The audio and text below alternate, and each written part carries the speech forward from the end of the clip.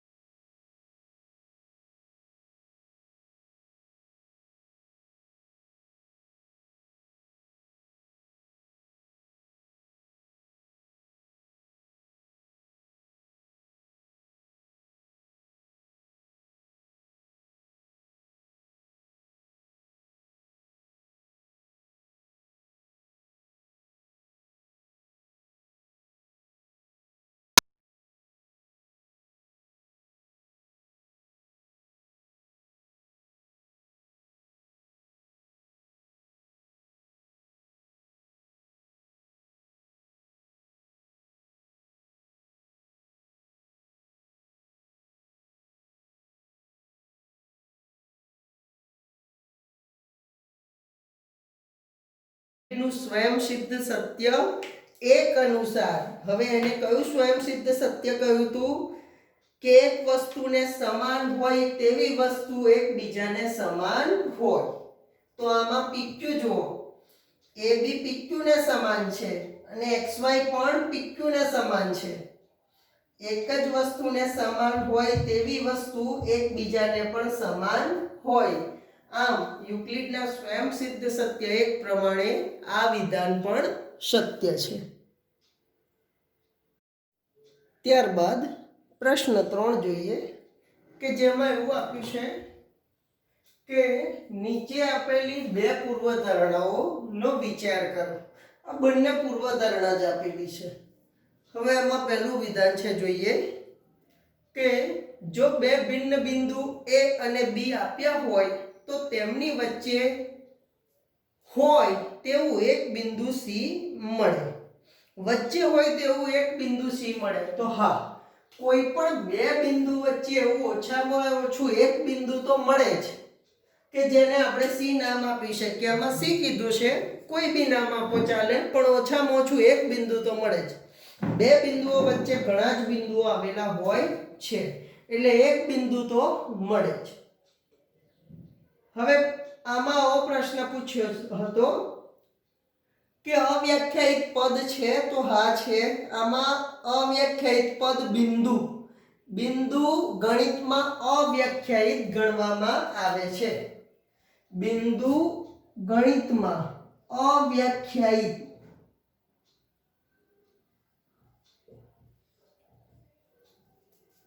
ગણવામાં આવે છે.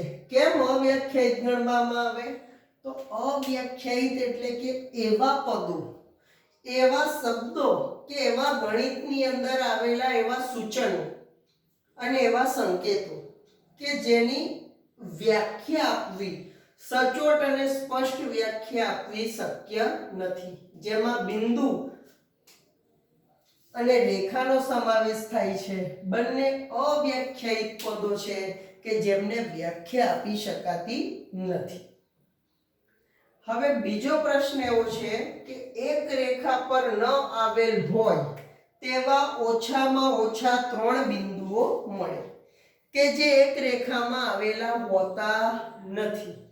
હવે આપણે જોયું કે બે બિંદુઓ તો એક જ રેખા પર હોય, પણ હા ત્રીજું બિંદુ મળે કે જે રેખા પર હોય નહીં. અને રેખા પર ક્યારે હોય કે 3 એ 3 સમાન રેખા, એક જ રેખા પર ક્યારે મળે કે તે સરખા અંતરે અને સમાન હોય. હવે જો એનું સ્થાન બદલાય છે, એક સીધી લીટીમાં ના આવતું હોય એનું સ્થાન બદલાય, ધારો કે આ રીતે છે તો આ 3 ક્યારેય એક રેખા પર ના હોય. કાં તો આ બે મળે, કાં તો આ બે, કાં તો આ બે. 3 એ 3 એક રેખા પર ક્યારે હોય તો એ બિંદુ સમરેખ હોવા જોઈએ. સમરેખ એટલે કે એક જ રેખા પર આવેલા. તો એવું જ કીધું છે કે એક રેખા પર ન આવેલ હોય તેવા ઓછામાં ઓછા 3 બિંદુઓ મળે. શું આ પૂર્વધારણા કોઈ અવ્યાખ્યાયિત પદ છે? તો હા છે. કયા કયા? રેખા અને બિંદુ. આ બે પદ અવ્યાખ્યાયિત છે. શું આ પૂર્વધારણા સુસંગત છે? એટલે કે આ પૂર્વધારણાઓ કોઈને સુસંગત છે?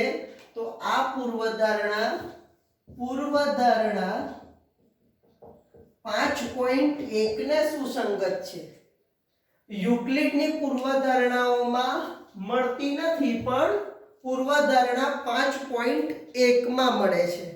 અને પૂર્વધારણા 5.1 યાદ કરી લો કે આપેલ બે ભિન્ન બિંદુઓમાંથી પસાર થતી અનન્ય રેખા હોય છે.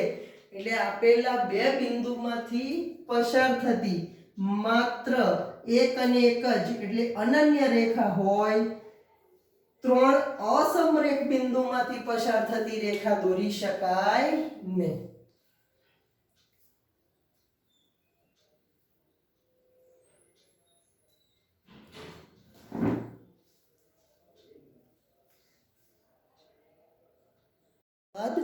એક્ઝામ્પલ 4 આપ્યો છે. જો AC બરાબર BC, અહીંયા AC બરાબર BC થાય તેવું બિંદુ સી એ અને બી ની વચ્ચે હોય તો સાબિત કરો કે એસી બરાબર 1/2 AB। તો સૌ પ્રથમ આપણને જે આપ્યું છે એસી બરાબર બીસી, આને લખી દઈએ।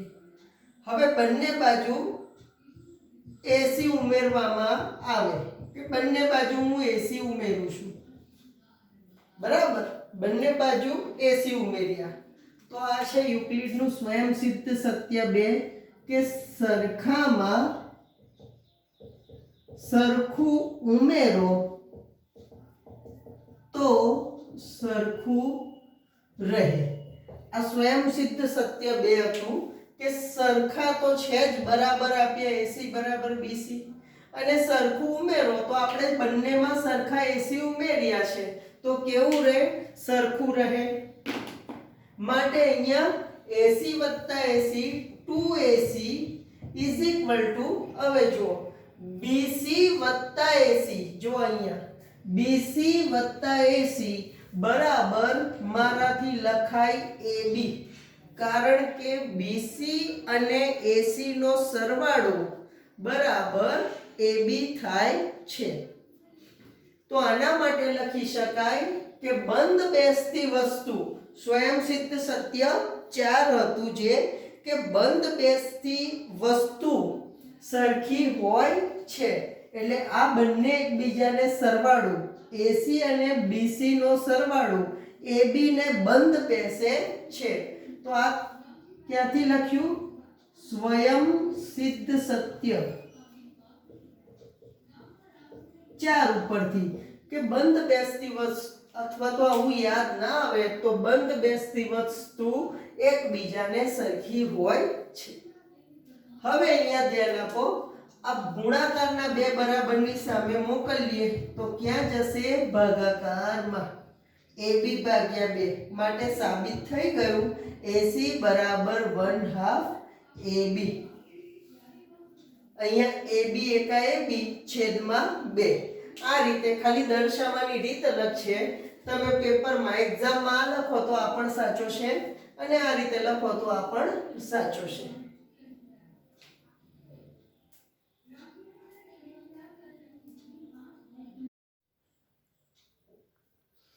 હવે એક્ઝામ્પલ 5 આવો છે કે પ્રશ્ન 4 માં બિંદુ સી રેખાખંડ AB નું મધ્ય બિંદુ કહેવાય છે। અહીંયા લખ્યું કે AC બરાબર 1/2 AB, AC એ AB ના અડધા છે એટલે મધ્ય બિંદુ કહેવાય। તો સાબિત કરો કે દરેક રેખાખંડને એક અને માત્ર એક જ મધ્ય બિંદુ હોય છે। હવે માની લઈએ કે સી ની જગ્યાએ કોઈ બીજું બિંદુ, ધારો કે S એ રેખાખંડ AB નું મધ્ય બિંદુ છે।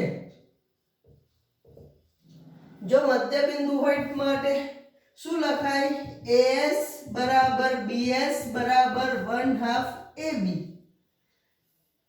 કે AB ના કરતા અડધા હોય, એટલે આવું થઈ શકે આ રીતે, આ S મધ્ય બિંદુ હોય તો AS બરાબર BS એ AB ના કેવા હોય, અડધા। પણ અહીંયા જુઓ AC બરાબર પણ 1/2 AB આપ્યું છે, માટે AS બરાબર AC, તો આવું ક્યારે શક્ય હોય, માટે S બરાબર C, ક્યારે કે S અને C બંને એક જ બિંદુ હોય, એક જ બિંદુ હોય તો જ, માટે લખી શકાય કે દરેક રેખાખંડને, આમ દરેક રેખાખંડને માત્ર એક જ મધ્ય બિંદુ હોય છે।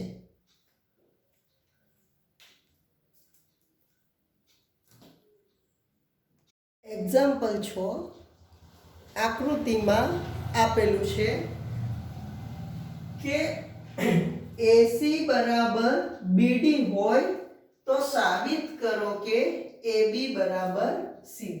આને સાબિત કરવાના છે. હવે આપણને શું આપ્યું છે? AC બરાબર BD. અહીંયા AC અને અહીંયા BD.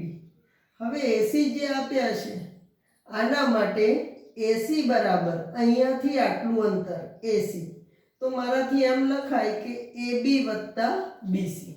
તો આપણે લખી શકીએ AC બરાબર AB વત્તા BC. ત્યારબાદ હવે આપ્યા છે BD. BD એટલે આ ખરું અને બીજું આટલું, તો મારાથી લખાય BC વત્તા CD. BD બરાબર લખીએ BC વત્તા CD.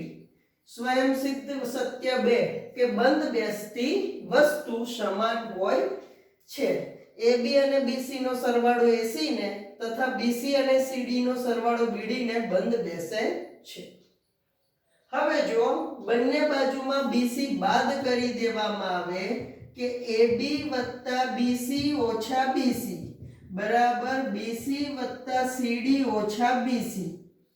સ્વયં સિદ્ધ સત્ય 3 કે સરખામાંથી સરખું બાદ કરતા સરખું રહે. કે સરખામાં આ બંને સરખા છે બરાબર આવી ગયા, તો બંનેમાંથી જો સરખું મેં BC બાદ કર્યા તો અહીંયા BC માંથી BC જાય તો રહેશે માત્ર AB, અહીંયા 0 થઈ જશે. આમાંય BC માંથી BC જતા રહેશે તો રહેશે માત્ર CD. પ્રૂફ થઈ ગયું. થોડું જ વિચારવા જેવું છે, જવાબ ઓટોમેટિક આવી જશે. ખૂબ જ સહેલા દાખલા છે આ બધા.